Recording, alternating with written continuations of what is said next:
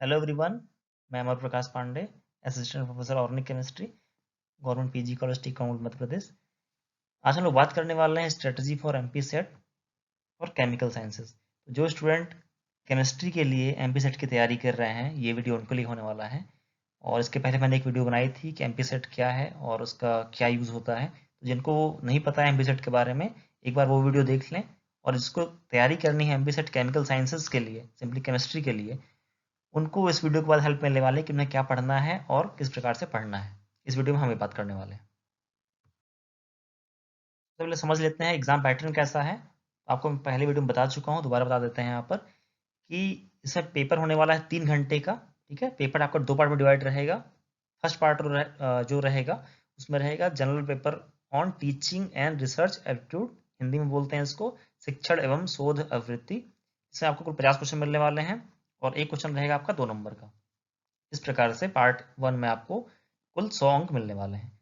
और जो second part रहेगा आपका आपका विषय का रहेगा। जैसे जो बच्चे तैयारी कर रहे हैं केमिस्ट्री से, तो 100 क्वेश्चन आपको मिलने वाले हैं वहाँ पर केमिस्ट्री से मिलेंगे। और प्रत्येक क्वेश्चन आपका रहेगा 2 नंबर का। तो यहाँ पर कितना हो जाएगा, 200 नंबर आपके यहाँ से मिलने वाले हैं। इस प्रकार से आपके कुल 150 क्वेश्चन होंगे, 300 नंबर का पेपर रहेगा और कुल 3 घंटे का पेपर रहेगा। ठीक है, ये आपका पैटर्न हो गया। हम बात करते हैं कि बात करें सिलेबस की। तो यहाँ पर आपको 2 पार्ट में बताया गया है पेपर जैसे होने वाला है। पहला रहेगा 50 क्वेश्चन, इसको हम पेपर फर्स्ट बोलने वाले हैं। दूसरा रहेगा 100 क्वेश्चन जो अपने अपने विषय का होने वाला है। तो 50 क्वेश्चन तैयारी के लिए आपको जो एग्जाम यूजीसी नेट का होता है, सिंपली आर्ट फैकल्टी के स्टूडेंट जो तैयारी करते हैं ना नेट जेआरएफ की, उसका पेपर फर्स्ट का जो पार्ट होगा वही सेम सिलेबस आपको तैयारी करनी है 50 क्वेश्चन वाले पार्ट के लिए। ठीक है, और रही बात 100 क्वेश्चन जो आपके अपने विषय का होने वाला है, उसकी तैयारी के लिए जो CSIR यूजीसी नेट एग्जाम होता है केमिकल साइंसेज का, उसके सिलेबस के अकॉर्डिंग तैयारी करेंगे तो आपके 100 नंबर का जो 100 क्वेश्चन का जो पार्ट है, उसकी तैयारी आप वहां से कर सकते हैं। ये जो फर्स्ट पार्ट है आपका 50 क्वेश्चन का, उसकी तैयारी के लिए आपको ये बुक पढ़नी पड़ेगी, यूजीसी नेट जेआरएफ शिक्षण एवं शोध अभियोग्यता। ठीक है, या फिर इंग्लिश में बोले तो teaching and research aptitude paper first. तो जो स्टूडेंट एग्जाम देते हैं यूजीसी नेट का आर्ट फैकल्टी में, सिंपली जैसे geography, history, political science, economics, sociology, तो उनके पेपर 2 होते हैं। ठीक है, paper first and paper second net JRF का। तो पेपर फर्स्ट जो पार्ट होता है ना, वो सिंपली यही वाला होता है।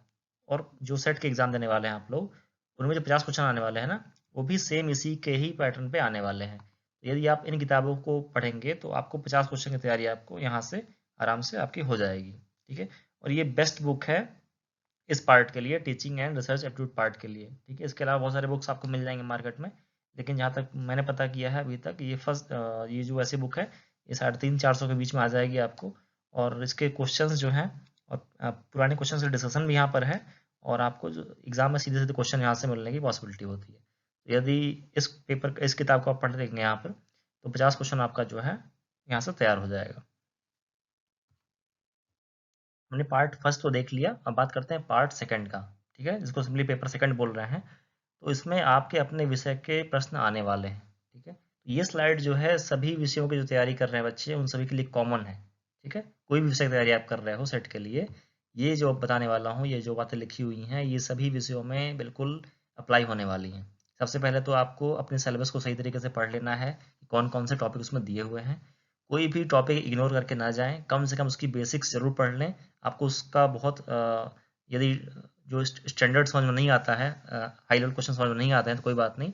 जो उसका बेसिक लेवल क्वेश्चन है, कम से कम उसके बारे में जानिए। क्योंकि कुछ क्वेश्चंस हर टॉपिक से ऐसे मिल जाते हैं आपको जो बहुत ही बेसिक टाइप के होते हैं। तो यदि आप उसका बेसिक पढ़ के जाएंगे तो आप अटेम्प्ट कर पाएंगे। यदि कम्प्लीटली छोड़ देंगे उसको, तो आपको क्वेश्चन छूट जाएगा।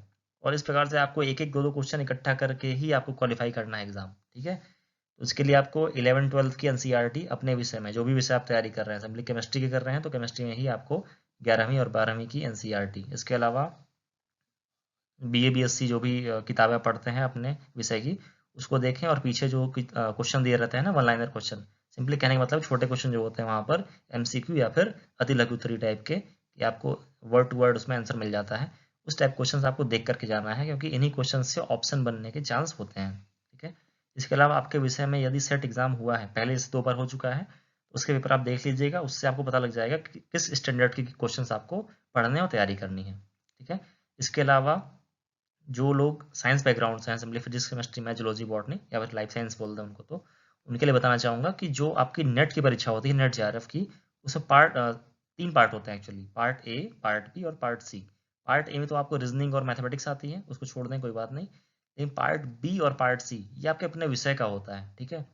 पार्ट बी में जो होता है क्वेश्चन थोड़े शॉर्ट होते हैं, छोटे होते हैं, और पार्ट सी के क्वेश्चन काफ़ी बड़े और लेंदी होते हैं। सेट एग्जाम में जनरली नेट का जो पार्ट बी है, सेक्शन बी है, वहाँ से क्वेश्चंस आने की पॉसिबिलिटी ज़्यादा होती है, तो इसलिए आप अपने विषय के कम से कम 10 साल के पुराने पेपर लेकर के सेक्शन बी का पार्ट जरूर देखें, और जितने भी क्वेश्चन आए हुए हैं जिस सेक्शन से, उसकी सेक्शन बी वाले पार्ट की जरूर तैयारी करें। इससे आपको एग्जाम में काफ़ी हेल्प मिलने वाली है, ठीक है।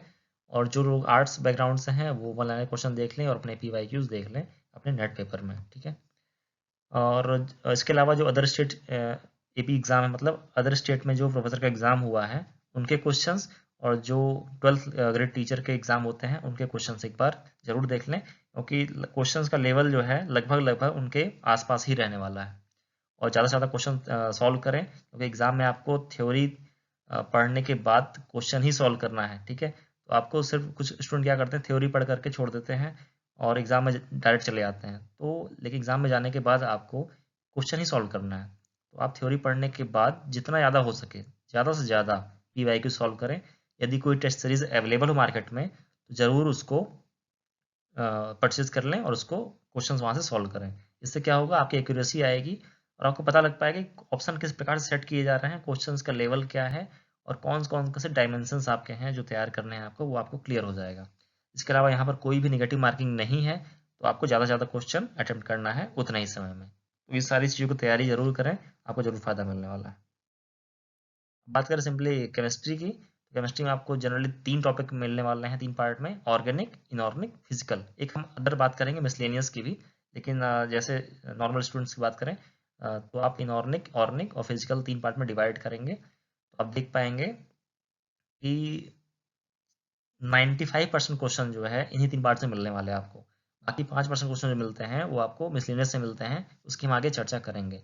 और केमिस्ट्री के लिए जो आपको बेसिक थंब रूल याद रखना है कि कोई भी टॉपिक इग्नोर नहीं करना है, जो हमने पहले बात की वही केमिस्ट्री के लिए भी, सिंपली कोई भी टॉपिक इग्नोर नहीं करना है, NCERT जरूर पढ़नी है, ठीक है।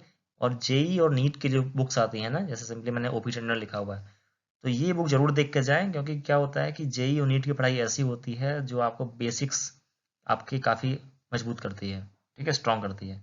और बेसिक्स का ही इसमें पूरा का पूरा खेल है, जिसके बेसिक्स अच्छे रहेंगे उसका सेट आराम से क्वालिफाई हो जाएगा। तो उसके लिए यदि आप JEE नीट लेवल के बुक पढ़ते हैं, अपने BSc लेवल के बुक पढ़ते हैं, और ज़्यादा से ज़्यादा क्वेश्चन सॉल्व करते हैं, PYQ सॉल्व करते हैं सेट एग्जाम के, ठीक है, तो आपको जरूर फायदा मिलने वाला है। इसके अलावा मैंने जैसे पहले बताया कि नेट एग्जाम का सेक्शन बी के क्वेश्चन सॉल्व करना है आपको, तो वो भी आप जरूर देखेंगे। इसके अलावा अदर स्टेट का जो एग्ज़ाम है उसको देख लेंगे यदि मिल जाए तो, अदरवाइज जितना मैंने बता दिया उतना सॉल्व करेंगे क्वेश्चन के मामले में, तो आपको दिक्कत नहीं होगी एग्जाम में। बात करें इनऑर्गेनिक केमिस्ट्री की, तो कौन सी बुक, सबसे पहले तो लिखा हुआ है कौन सी बुक आपको पढ़नी है, तो पूरी शर्मा कालिया ये बुक आती है, इंग्लिश मीडियम की है सिंपली। आप सभी जो स्टूडेंट MSc कर रहे हैं, कर चुके हैं, उनको पता होगा कि पूरी शर्मा कालिया की बुक आती है इनऑर्गेनिक केमिस्ट्री की। ये बुक जो है काफ़ी अच्छी है और ईजी लैंग्वेज है, आराम से आप पढ़ सकते हैं। इसके अलावा ये यहाँ ध्यान से देख लें एक बार, लिखा हुआ है यूनिफाइड शिवलाल। जो बच्चे PSc किए हुए हैं MP बोर्ड, MP में सिंपली, वो लोग जानते हैं कि एक शिवलाल की बुक्स आती हैं, ठीक है, बहुत सारी बुक्स आती हैं।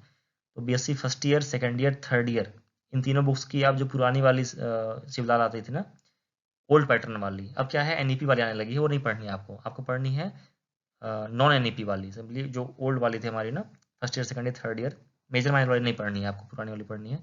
उसका आप देख लीजिएगा, और जो पुराने क्वेश्चन पीछे दिए रहते हैं उसमें, पुरानी किताबों में, यूनिफाइड वाले में, उस क्वेश्चंस को आप देख लीजिएगा, क्योंकि जो प्रीवियस ईयर के मैंने पेपर देखे हुए हैं, तो कई सारे क्वेश्चंस आपके शिवलाल वाले बुक से भी एग्जैक्टली उठे हुए हैं, ठीक है। तो कुछ नहीं करना आपको, लगभग 8 से 10 दिन आपको लगने वाले हैं। आप यदि BSc first year, second year, third year किताब उठा लेंगे, और आप उसको सिंपली उसके जो क्वेश्चन पीछे दिए हुए हैं चैप्टर खत्म होने के बाद, उसके MCQs और अति लघुज बहुत छोटे क्वेश्चन होते हैं, ठीक है, उसके बारे में एक बार स्टडी कर लेंगे, नोट बना लेंगे, तो कम से कम आप देखेंगे एग्जाम में आपको 100 क्वेश्चन में से कम 20 से 22 क्वेश्चन आपको शिवलाल से ही मिलने वाले हैं, ठीक है। इस बात को सीरियसली लें, और यदि यूनिफाइड आपके पास नहीं हो तो आप पुराने स्टूडेंट से या फिर बाकी जो भी आपके आसपास हो उनसे बात करके अरेंज करके ज़रूर देख करके जाएं। ठीक है। इसके अलावा यदि आपको शिवलाल नहीं मिल पाती कोई बात नहीं, जो एमपी के अदर यूनिवर्सिटीज़ हैं ना, विश्वविद्यालय हैं, वहाँ जो बुक्स चलती हैं वो बुक्स देख लें और उसके जो चैप्टर के बाद क्वेश्चन दिए रहते हैं उन क्वेश्चंस को जरूर रिवाइज करके जाएं। ठीक है।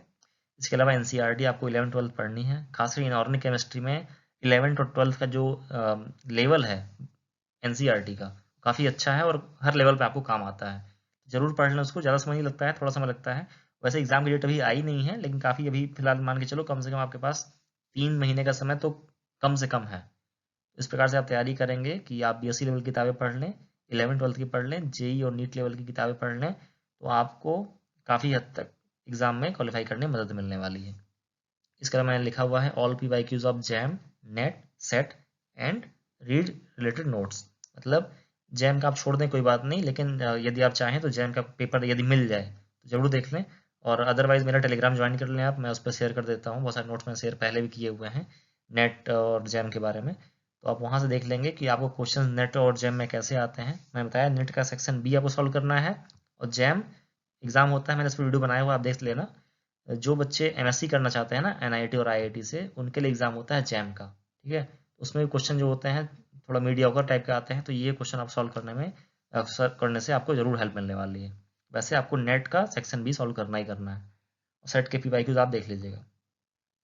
और इनऑर्गेनिक में फोकस कहाँ कहाँ रखना है आपको, तो बायो इनऑर्गेनिक में, CFT में, MO diagram, structure and shape, hybridisation, main group में बहुत सारी चीज़ें हैं। ठीक है, उसको आप देख लीजिएगा। Acid base inner outer sphere mechanism, ये कोऑर्डिनेशन का पार्ट हो गया। EAN 18 electron rule, CO stretching frequency, it's ठीक है। इस टाइप की चीज़ें जो हैं आप देखना, PYQs आप सॉल्व करोगे तो भी आपको यही मिलने वाला है, जो सारी चीज़ें लिखी हुई हैं। और आपको नोट्स भी पढ़ना है तो इन टॉपिक पे अच्छे तरीके से फोकस करके पढ़ना है कि क्वेश्चंस आपको इनसे ही मैक्सिमम मिलने वाले हैं। ठीक है। इसके अलावा आपको lanthanide actinide simply F block elements, ठीक है। इनऑर्गेनिक आयंस टेस्ट, जो BSc लेवल पे टेस्ट होते हैं ना आयंस के, कि यहाँ पर ये केमिकल डाला तो ये कलर आ गया, वो केमिकल डाला तो ये कलर आ गया। ठीक है। इसका अवक्षेप आ गया, नहीं आया, ये सारे जो टेस्ट होते हैं यदि आपको मिल जाए कहीं से शॉर्ट फॉर्म में, या फिर मैं डाल दूंगा टेलीग्राम पर अपने, तो उसमें आपको कम से कम 2-3 क्वेश्चन आपको एग्जाम में मिलने वाले हैं। ठीक है। ये सल्फेट का टेस्ट है, नाइट्रेट का टेस्ट है, बहुत सारे टेस्ट होते हैं। तो कुछ किसमें कौन सा कंपाउंड बनता है, कौन सा PBT बनता है, इस टाइप क्वेश्चंस भी आपको मिल जाते हैं। तो इस टाइप के क्वेश्चन आप तैयारी करके जाएं। इसके अलावा न्यूक्लियर केमिस्ट्री और मैग्नेटिक प्रॉपर्टीज़, जैसे कोई भी मेटल कॉम्प्लेक्स है, कोई भी मेटल है, उसकी मैग्नेटिक प्रॉपर्टी क्या होगी अनपेयर्ड इलेक्ट्रॉन को देखते हुए, ऐसे क्वेश्चंस आपको नेट में देखने को मिलते हैं और जेई नीट में मिलते हैं और सेट में भी PYQ आप देखेंगे तो आपको मिल जाएगा वहाँ पर। ठीक है। इसके अलावा जैम में मिलते हैं। तो ये वही टॉपिक लिखे हुए हैं जो मोस्ट इंपॉर्टेंट है, लेकिन इसके अलावा आपको सभी टॉपिक्स पढ़ के जाना है, कोई टॉपिक इग्नोर नहीं करना है, क्योंकि आपके लिए एक एक नंबर जो है इंपॉर्टेंट है। बात करें ऑर्गेनिक केमिस्ट्री की, तो सेम फंडा उसका भी रखना है आपको। यूनिफाइड शिवलाल की जो बुक आती है उसको आप देखना है, BSc first year, second year, third year की। पीछे क्वेश्चंस किस प्रकार के दिए हुए हैं क्वेश्चन देख लेंगे। और MP में जो भी यूनिवर्सिटी में एग्जाम सॉरी पेपर बुक्स होते हैं other BSc first year, second, third year के लिए या फिर PG के लिए, वो भी आप देख लीजिएगा। इसके अलावा जगदम्बा सिंह सर की एक बुक आती है ऑर्गेनिक केमिस्ट्री की, स्पेशली रीजेंट वगैरह की, तो वो देख लेंगे तो आपको फ़ायदा मिलने वाला है। इसके अलावा आपको ज़्यादा बुक पढ़ने की जरूरत नहीं है। ठीक है, इतने में ही आपका बुक का काम हो जाने वाला है। इसके अलावा NCERT आपको पढ़नी है 11वीं 12वीं की, और आपको फोकस करना है सिंपली जेई और नीट वाले किताबों पर फोकस करना है। और उसके अलावा आपको सभी PYQ सॉल्व करने हैं, कहाँ से, जेई के, नीट के, नेट और सेट के। ठीक है, ये आप क्वेश्चन सॉल्व करने हैं। इसके अलावा आपको देखना है टॉपिक कौन कौन सा, मेनली GOC देखना है, रिएक्शन इंटरमीडिएट, इसमें आपको कार्बन आयन, कार्बोकैटायन, ठीक है, फ्री रेडिकल, इनकी स्टेबिलिटी क्या होती है, कब बनते हैं, कैसे बनते हैं। ठीक है, ये सारी चीज़ें आपको देखनी पड़ेंगी, क्योंकि एग्जाम में आपको आप PYQ सॉल्व करेंगे तो आपको खुद पता लग जाएगा कि मैंने लिखा हुआ क्वेश्चन यहीं से आने वाले हैं आपको। ठीक है, मैकेनिज्म एंड रीअरेंजमेंट, जैसे मैकेनिज्म में क्या है, SN1 है, SN2 है, E1 है, E1CB है, ठीक है, E2 है। एलिमिनेशन क्या है, एडिशन क्या है, एडिशन एलिमिनेशन क्या है, इस टाइप के बहुत सारे टर्म्स मिलने वाले हैं। तो ये पूरा का पूरा पार्ट जो है मैकेनिज्म का ही है। इसके अलावा नेम रिएक्शन, बहुत सारे फेमस नेम रिएक्शंस हैं, आपको मैं अलग से लिस्ट भी दे दूंगा। नेक्स्ट वीडियो में कुछ वीडियोस बनाऊंगा अभी टॉपिक वाइज कि क्या क्या पढ़ना आपको स्पेसिफिक टॉपिक्स में। लेकिन अभी फिलहाल के लिए आप ये जान लें कि नेम रिएक्शन जो भी आपके सिलेबस में दिया हुआ है नेट के सिलेबस में, उसको जरूर एक बार देख लें और उसके अकॉर्डिंग पढ़ाई करें। Reduction, oxidation, stereochemistry simply EZRS, ठीक है, इनशियोमर्स क्या होते हैं, डायस्ट्रोमर क्या होते हैं, क्या आप पहचान पाते हैं कि नहीं पहचान पाते, क्योंकि एग्जाम में आपको देखने को मिलेगा कि 2 कंपाउंड बना के रख देगा, ठीक है, 2 स्ट्रक्चर बना देगा, बोलेगा स्ट्रक्चर में रिलेशन क्या है, आपस में सेम है, इनशियोमर है, डायस्ट्रोमर है, ऐसी चीज़ें पूछता है। ठीक है, तो आपको इसकी तैयारी करनी है। बाकी मैं वीडियोस आगे बनाता रहूँगा इसके बारे में कि कैसे कौन से क्वेश्चन कैसे सॉल्व करने हैं, लेकिन फिलहाल आप ये समझ लीजिए कि आपको ये चीज़ें पढ़नी ही है और अभी से आप पढ़ना इसको स्टार्ट कर दीजिए। जहाँ से मिलता है आपको, चाहे यूट्यूब से मिले, चाहे किताब से मिले, चाहे कोई कोचिंग पढ़ाता हो, कहीं से भी मिले आपको, इन चीज़ की तैयारी ज़रूर करें, क्योंकि एग्ज़ाम आप देंगे जब भी या पीवाईक्यू सॉल्व करेंगे जब भी, तो आप देखेंगे कि यही सारे क्वेश्चंस आपको इसी टॉपिक से देखने को बार बार मिलने वाले हैं। इसके अलावा आपने पढ़ा होगा साइक्लोहेक्सेन में सिंपली जो चेयर फॉर्म होता है, बोर्ड फॉर्म होता है, उसके बारे में पढ़ लीजिएगा। स्टेबिलिटी ऑर्डर क्या होती है, कार्बोहाइड्रेट, एमिनो एसिड, ये नीट लेवल की पढ़नी है, ज़्यादा हाई फाई नहीं पढ़ना है। और ग्रीन केमिस्ट्री क्या होती है, इसके बारे में आप सिंपली थोड़ा सा बेसिक पढ़ लीजिएगा। एरोमेटिसिटी से कम 2 क्वेश्चन आपको मिलने वाले हैं। तो एरोमेटिसिटी वैसे मैं अलग से पढ़ाऊंगा भी, लेकिन अभी तक जो आपके पास नोट्स है, जो किताबें हैं, जहाँ से आपको मिल पाए उतना जरूर पढ़ लें कि एरोमेटिसिटी क्या होती है, एरोमेटिक कंपाउंड क्या है, नॉन एरोमेटिक क्या है, एंटी एरोमेटिक क्या है, होमो एरोमेटिसिटी क्या होती है, ये सारी चीज़ें आप पढ़ लीजिएगा। इसके अलावा ये चीज़ जो है एनएमआर, आईआर और यूवी, ये चीज़ें आपको जनरली जेई नीट में तो मिलती ही नहीं है, बीएससी लेवल पे भी बहुत बेसिक पढ़ाई जाती हैं, लेकिन आपको थोड़ा अच्छा पढ़ के जाना है, क्योंकि एनएमआर, आईआर और यूवी जो है थोड़ा सा आपको हाई लेवल का पूछा जा सकता है। इसलिए आप थोड़ा सा आप नेट के जो लेक्चर्स होते हैं यूट्यूब पे अवेलेबल ना, उनको आप देख लीजिएगा कि एनएमआर, आईआर, यूवी में किस टाइप के कॉन्सेप्ट यूज़ होते हैं और कैसे हम डिफ्रेंशिएट करते हैं क्वेश्चन को, कि कौन सा सॉल्व डिफ्रेंशिएट कैसे करते हैं। आपको क्या होगा, जनरली 4 दे देगा उसमें, 4 मॉलिक्यूल बना के दे देगा और डाटा दे देगा, बोलेगा कौन सा डाटा किस मॉलिक्यूल से मैच करता है, ऑप्शन टिक करिए। इस टाइप क्वेश्चन आपको आते हैं और बहुत सारे क्वेश्चन पहले नेट में आ चुके हैं, तो आपको यदि पीवाईक्यू आप देखेंगे ना नेट जेआरएफ का सेक्शन बी वाला, तो आपको आपकी तैयारी काफ़ी आसानी से इस पार्ट में भी हो जाएगी। ठीक है, बात करें फिजिकल केमिस्ट्री की, तो सिंपली वही यूनिफाइड सिवलाल देख लीजिएगा फिजिकल केमिस्ट्री का भी। इसके अलावा और जो भी बुक्स हैं आपके बीएससी और एमएससी वाले, उनके आप देख लीजिएगा अपने लेवल के। इसके अलावा एक जो बुक है पूरी शर्मा पठानिया, ये बिल्कुल सदाबहार बुक है फिजिकल केमिस्ट्री के लिए, कोई भी एग्जाम हो, चाहे आप बीएससी कर रहे हो, एमएससी कर रहे हैं, NET JRF, GATE, NET, SET, कोई भी एग्जाम दे रहे हो केमिस्ट्री में, पठानिया सर की जो बुक है वो सभी हर जगह काम आती है। ये बुक अगर आपके पास नहीं है तो जरूर ले लें, ये आपको हमेशा काम आएगी। 7 या 800 के बीच में ऐसा कुछ किताब इसका रेट है, देख लीजिएगा। और बाकी यूनिफाइड सिवलाल की बुक आप अरेंज कर लें पुरानी वाली, उसके पीवाईक्यूज देख लें। और अदर एमपी जो यूनिवर्सिटीज़ हैं, अदर यूनिवर्सिटीज़ हैं एमपी में, उनके जो किताबें चलती हैं वहाँ पर, सेम सिलेबस वैसे तो है हर जगह पे, लेकिन किताबें कहीं कहीं कुछ कुछ अलग नाम से चलती हैं, तो उसको आप देख लीजिएगा बीएससी लेवल पे क्या चलती हैं, एमएससी लेवल पे क्या चलती हैं। उनके जो सिंपली पीवाईक्यूज हैं, पीछे दिए हुए क्वेश्चन जो हैं, ठीक है, वो जरूर देख करके जाएं। छोटे वाले क्वेश्चन जो होते हैं पीछे दिए होते हैं, उससे आपको जरूर फायदा मिलेगा। इसके अलावा नेट सेट का जो पीवाईक्यू सॉल्व करना ही करना है। जेई नीट के क्वेश्चन जो है फिजिकल केमिस्ट्री वाले, वो आपको एज सच एग्जाम में मिल जाने वाले हैं। ठीक है, फिजिकल और इनऑर्गेनिक ऐसा है जेई नीट का कि आपको सेट और नेट एग्जाम में काफ़ी हेल्प मिलती है जेई नीट के फिजिकल केमिस्ट्री के पेपर से। तो यदि आप जेई नेट का पीवाईक्यू सॉल्व कर लेंगे, या फिर सिंपली मैंने लिखा हुआ है ना ओपी टंडन सर की बुक, यदि इसको फॉलो कर लेंगे तो आपको जरूर से फायदा मिलने वाला है फिजिकल केमिस्ट्री के सेक्शन में। ठीक है, चलो मिसलेनियस टॉपिक कौन कौन से हैं, ऐसे टॉपिक्स जिनका कोई एज सच रिकॉर्ड नहीं होता है कि किस फिजिकल से आते हैं, इनऑर्गेनिक से या फिर ऑर्गेनिक से, उसको हम मिसलेनियस स्टडी में रखते हैं। जैसे कि स्पेक्ट्रोस्कोपी है, जैसे आपने पढ़ा एनएमआर, आईआर, यूवी। ठीक है, इसके अलावा मास बार भी होता है, आपने पढ़ा होगा। ठीक है, ईपीआर भी होता है, ईएसआर होता है, बहुत सारी चीज़ें होती हैं, रमन है, माइक्रोवेव है। ये सभी जो पार्ट है ना, ये आपको अलग अलग टॉपिक में अलग अलग आप सर्च कर लीजिए यूट्यूब पे, स्पेक्ट्रोस्कोपी में आपको मिल जाएगा। और प्रत्येक से कम 1 से 2 क्वेश्चन आने वाले हैं। एनएमआर, आईआर, यूवी, मॉसबार, मास, ये सब जरूर देख करके जाइएगा, इससे आपको काफ़ी हद तक क्वेश्चन मिलने वाले हैं। ग्रुप थ्योरी, जैसे पॉइंट ग्रुप पूछता है, कोई मॉलिक्यूल दे देगा, बोलेगा इसमें कौन सा पॉइंट ग्रुप है, तो पॉइंट ग्रुप निकालना एटलीस्ट जरूर सीख लें। सिमेट्री एलिमेंट्स कौन कौन से होते हैं, C3V क्या है, C2V क्या है, डी कब आता है, डी कब नहीं आता। ठीक है, ये सारी चीज़ें ग्रुप थ्योरी से आपको लग जाएंगी पता। तो ग्रुप थ्योरी का भी जो सेक्शन है आप यूट्यूब पर सर्च करके पढ़ लीजिएगा, और इसके लिए कोई किताब पढ़ने की जरूरत नहीं है सच। ठीक है, किताबें बहुत सारे मिल जाएंगे आपको, लेकिन फिलहाल किताब नहीं पढ़ना आपको। जो पीवाईक्यूज हैं वो सॉल्व करने का तरीका सीखना है, कहाँ से, ऑनलाइन यूट्यूब के वीडियोस जो हैं, और नोट्स जो आपके नेट सेट का नोट्स कहीं से मिल जाए, तो आपको ऑप्शन आराम से इसका आप टिक कर पाएंगे कि ये ऑप्शन सही है। ठीक है, इसके अलावा सुप्रामोलिकुलर केमिस्ट्री ये क्या होती है भाई, जो आपने सुना होगा क्राउन ईथर्स क्या होता है। ठीक है, क्राउन ईथर्स के बारे में, जो बड़े बड़े मॉलिक्यूल्स होते हैं ना, उस टाइप के क्राउन ईथर टाइप के, उसकी स्टडी हम लोग करते हैं कहाँ पर, सुप्रामोलिकुलर केमिस्ट्री में। तो इसका आप बेसिक पढ़ के जाइएगा कि होस्ट गेस्ट केमिस्ट्री क्या होती है, किस टाइप का इंटरेक्शन होता है। ठीक है, इस टाइप का पढ़ के जाओगे तो आपको सुप्रा से एक आध क्वेश्चन, ज़्यादा तो नहीं मिलेगा लेकिन हाँ कुछ पार्ट आपको जरूर मिल जाएगा। इसके नीचे लिखा हुआ है नैनो टेक्नोलॉजी। तो आजकल क्या है कि एक एक क्वेश्चन ऐसे टॉपिक से डालते रहते हैं कि सिंपली पूछ लेगा नैनो टेक्नोलॉजी के बारे में कोई बेसिक क्वेश्चन। तो आप PYQs देख लीजिएगा कि नेट के सेक्शन बी में नैनोटेक से कोई क्वेश्चन आया हुआ है या नहीं। यदि आया हुआ होगा तो उसको आप पढ़ लीजिएगा। उसके अलावा आप बेसिक कहीं से भी एक आध घंटे का लेक्चर मिल जाए नैनो टेक्नोलॉजी पर, उसको अटेंड कर लीजिएगा यूट्यूब वगैरह पे। तो उससे क्या फ़ायदा होगा आपको कि जब ये टर्म्स आएंगे ना नैनो टेक्नोलॉजी पेपर में, तो आपको लगेगा कि हाँ आपने पढ़ा हुआ है और कुछ ना कुछ ज़रूर आप उसमें से लॉजिक खोज करके ऑप्शन टिक कर पाएंगे।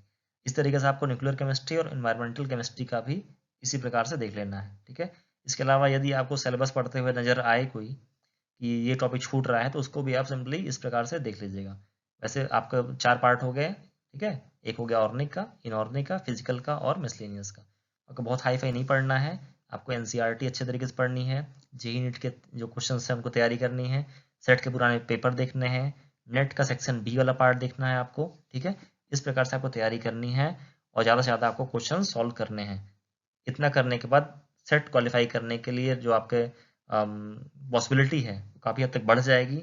इसके अलावा जो 50 क्वेश्चन आपके हैं, उसको पेपर फर्स्ट बोल रहे हैं हम लोग, उसके लिए मैंने जो किताब बताई है उस किताब को खरीद लीजिएगा। उसके अलावा उस सेक्शन की तैयारी करने के लिए जो आर्ट फैकल्टीज मतलब आर्ट विषयों के जो नेट JRF पेपर होते हैं ना, वहाँ पेपर फर्स्ट जो होता है उसको डाउनलोड करके देख लीजिएगा कि कौन कौन से क्वेश्चन किस टाइप से पूछे जाते हैं। उनकी तैयारी आप कर लेंगे तो 50 क्वेश्चन की तैयारी वहाँ से हो जाएगी। और जितना मैंने बता दिया है आपको केमिस्ट्री के बारे में, उतना तैयारी कर लेंगे तो ज़रूर से ही आपका सेट क्वालिफाई हो जाएगा। इसके अलावा मैंने लिखा हुआ है कि कोई भी बहुत डिफ़िकल्ट कॉम्प्लिकेटेड नोट्स मिलता है कहीं से, उसके पीछे नहीं भागना है आपको। ठीक है, जैसे क्या होता है कि बहुत सारे आजकल कोचिंग वाले चलते हैं कि ये पढ़ लो वो पढ़ लो, ऐसा आएगा वैसा आएगा। आपको परेशान नहीं होना है, बहुत डिफ़िकल्ट इलॉजिकल क्वेश्चन नहीं आते हैं। ऐसे क्वेश्चन आते हैं जो बहुत बेसिक होते हैं। इसलिए आपको 12 से लेकर के BSc तक की पढ़ाई करने के साथ साथ नेट का सेक्शन बी सॉल्व करना है आपको। इससे ज़रूर आपको फ़ायदा मिलेगा और एग्ज़ाम आपका क्लियर हो जाएगा। यदि आपने बहुत ज़्यादा हाई फाई पढ़ने की कोशिश किया तो मान के चलिए सेट एग्ज़ाम में हाई फाई क्वेश्चन नहीं आते हैं, आपका वहाँ पर नुकसान हो जाएगा। ठीक है, तो आप नेट का सॉल्व करेंगे सेक्शन बी, और JEE नीट और BSc किताबें पढ़ करके क्वेश्चन सॉल्व करेंगे। ठीक है, और जितना आप पढ़ने वाले हैं उतना काफ़ी है, ये अपने ऊपर कॉन्फिडेंस रखिए। ठीक है, उतना काफ़ी रहेगा आपके एग्ज़ाम क्वालिफाई करने के लिए। इसी के साथ थैंक यू, और आप सभी लोगों को बेस्ट ऑफ लक। एग्ज़ाम अच्छे तरीके से दीजिए, और बाकी मैं वीडियोस बनाता रहूँगा केमिस्ट्री के लिए छोटे टॉपिक्स पे, जैसे एरोमेटिसिटी पे। ठीक है, और कार्बोहाइड्रेट पे, अमीनो एसिड पे, या रिएक्शन मैकेनिज्म पे, और कौन कौन से रिएक्शन से कैसे पढ़ना है, आगे बनाता रहूँगा। उसको आप देखते रहिएगा। और फिलहाल के लिए आप इतने जितना मैंने बता दिया उसकी बुक्स अरेंज कर लीजिए, नोट्स अरेंज कर लीजिए, PYQs अरेंज कर लीजिए, उसको देखते रहिए, पढ़ाई करते रहिए। Thank you.